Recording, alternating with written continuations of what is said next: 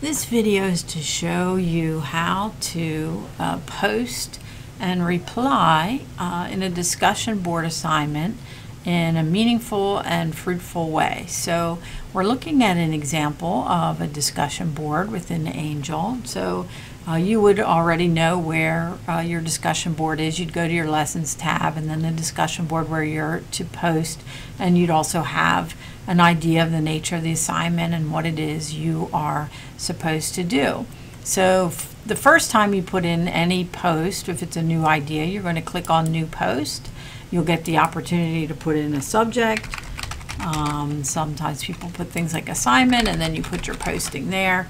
And you have some formatting tools, which we're going to talk about in a minute, how to use those in a more meaningful way to help you and other readers in the discussion board to pull out the main ideas more efficiently.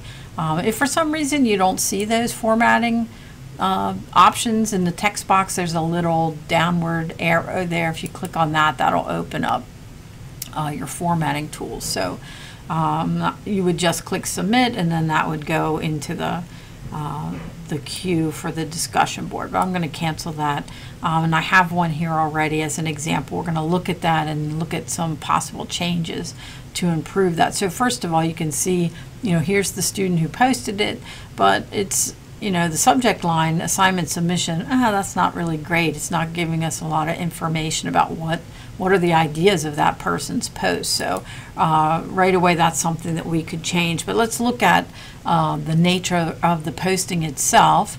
So it says, as I read the assignment for today, the passage on page 64 struck me as a powerful example of XYZ. So I'm just making this very generic.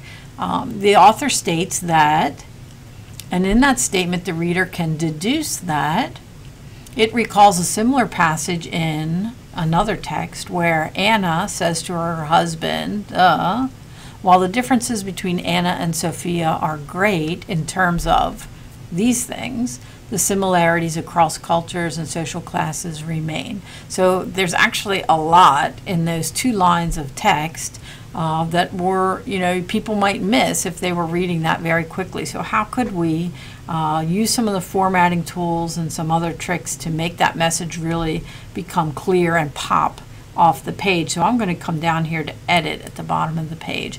And the first thing we're going to do is really change this subject line to something much more meaningful, and what your goal should be. Whatever the nugget of your posting is, that's going to go into the subject line so that people right away can see if it's something that they connect to, that they'd like to respond to. So in this case, maybe we're going to say Anna and Sophia comparison, right? And so other people who might have thought the same thing, that would be something they might be really interested in and want to respond to. So it's much more descriptive of what's in the actual post. And the next thing we're going to do is use some white space to kind of separate out those big ideas. Even though we're not following the conventions of paragraphing, actually in a discussion, it's not such a bad thing to be able to differentiate between the big ideas in a post.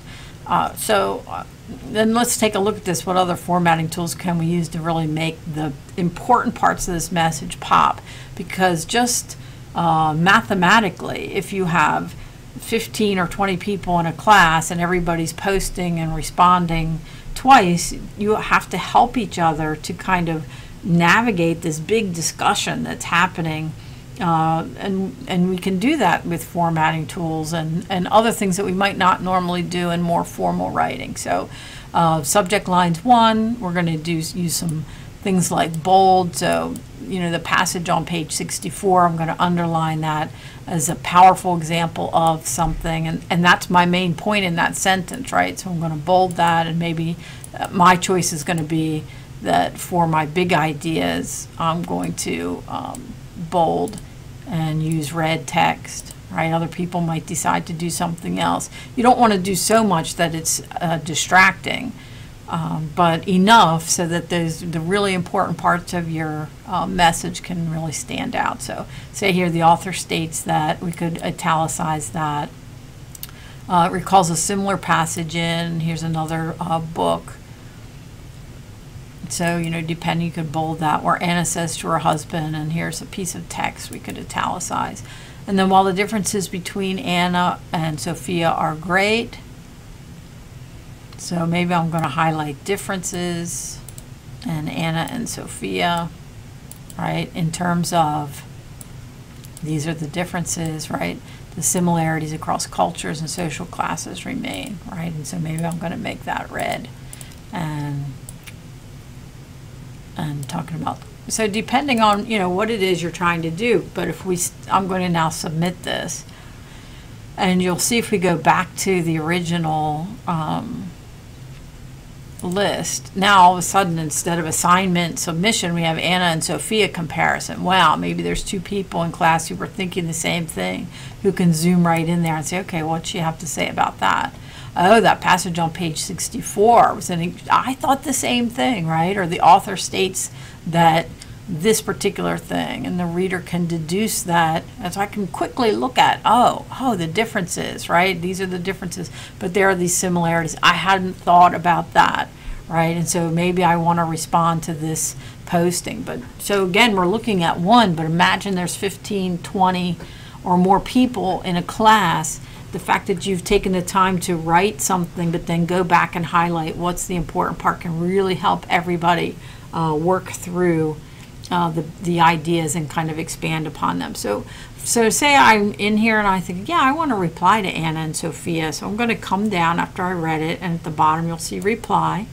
That's going to open up another text box, and I can say, okay, I'm going to respond to this, and I'm going to add my idea, whichever that nugget is, right? I'm going to not just say my idea, but and then you can use this quote original message, which says, okay, I want to respond to something particular in what she said, and so I can kind of get that here, and this is the part I want to respond to. So I'm going to say, you know, you wrote that, and then I'm going to paste that, right?